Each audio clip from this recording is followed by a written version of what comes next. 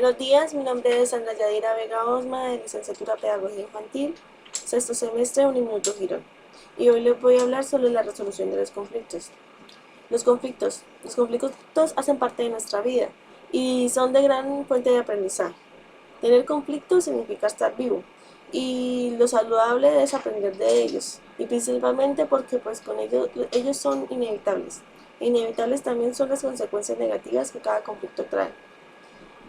Todos tenemos unos recursos internos e innatos que nos dotan de la capacidad para resolver los conflictos, pero si miramos a nuestro alrededor a las personas, no somos capaces de resolver algún conflicto, algunas, no todas, no somos capaces de resolver algún conflicto sin algún mediador o mecanismos institucionales de solución.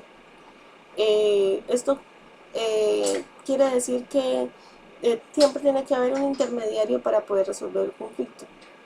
Para haber un conflicto se necesitan de dos personas al menos, porque el conflicto puede ser personal o grupal, de dos personas o de dos grupos.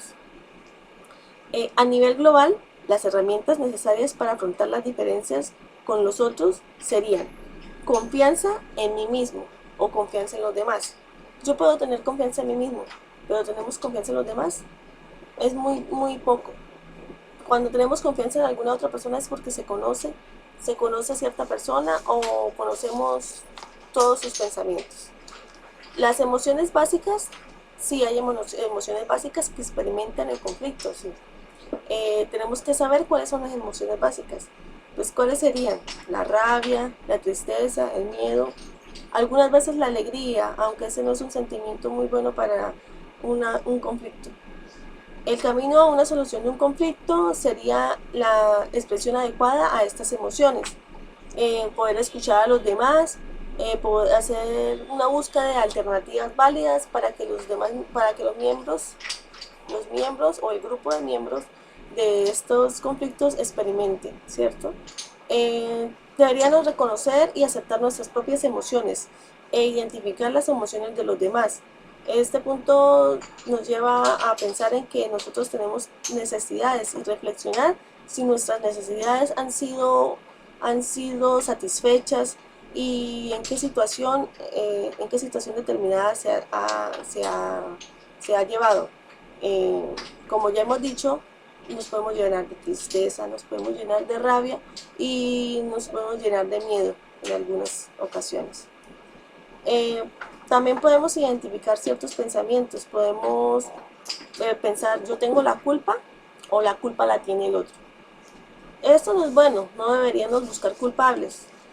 Para llegar a una solución de un conflicto debemos de dejar de buscar culpables y describir qué es lo que se ha pasado, expresar lo que se ha vivido, expresar lo que se ha interpretado, expresar cómo se ha sentido y expresar cómo le hubiera gustado que pasaran las cosas o proponiendo cambios a futuro.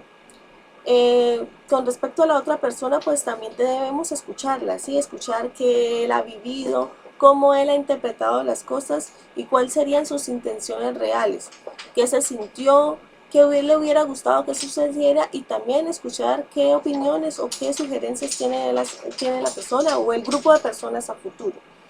Eh, para resolucionar un conflicto, pues debemos de tener ciertas condiciones o ciertos modos para poder hablar o poder comunicarnos. Eh, por ejemplo, pues la comunicación verbal es importante, verbal y personal. Cierto que hay personas intermediarias, pero no es lo más, no es lo más, no es lo más bueno en la hora de resolver el conflicto como tal.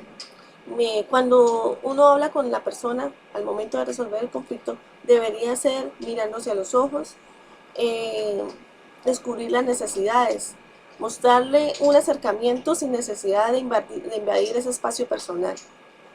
Eh, si es la necesidad, deberíamos pedir algunas exigencias, descubrir qué piensa la demás persona con respecto a lo que se ha habido y hacer una cooperación, hacer preguntas, sugerencias, no acusar a las demás personas, no adivinar el pensamiento de las demás personas. ¿Por qué? Porque nosotros no sabemos qué es lo que está pensando. Hablar de lo que se quiso hacer o de lo que se hizo o no se hizo. No se hizo.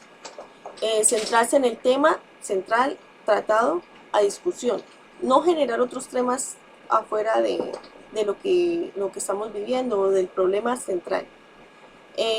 Plantear los problemas y no acumular problemas, no acumular problemas y no guardar ese resentimiento que aflora y que pues en el momento no es oportuno. Escuchar cuando el otro se le habla sin interrumpir. Aceptar las responsabilidades, mis responsabilidades y las propias, y no echarle la culpa al otro. Ofrecer soluciones, tratar de tratar de llegar a un acuerdo, eh, hacer que el otro entienda que lo que yo estoy hablando o lo que yo estoy diciendo es verdad y que estoy con toda la sinceridad. Evitar la crítica inadecuada o esos rumores que no llevan a nada. Expresar también lo que se le agrada o lo que me agrada y lo que se le agrada al otro. Preguntar lo que se puede hacer para mejorar las cosas. E interesarse qué actividades se pueden hacer o qué podemos hacer para solucionar el conflicto. Buscar un ambiente adecuado que facilite la conversación, hablar, con tranquilidad, con intimidad, que sea un espacio neutral. Como ya hemos comentado, pues con algunos mediadores, en algunas ocasiones se requiere de algunos mediadores, personales o grupales, institucionales o pues alguna persona que intervenga en el problema. Esta materia es muy interesante, es muy bonita. Muchas veces nosotros tenemos los conflictos y no queremos resolver los conflictos, solamente pues que se lleven y ya, que se solucionen solos. Y no debería ser así, deberíamos vivir en paz y en cordial armonía con la comunidad. Muchas gracias a la profesora Clara por esta materia y muchas gracias a las compañeras por compartir con nosotros.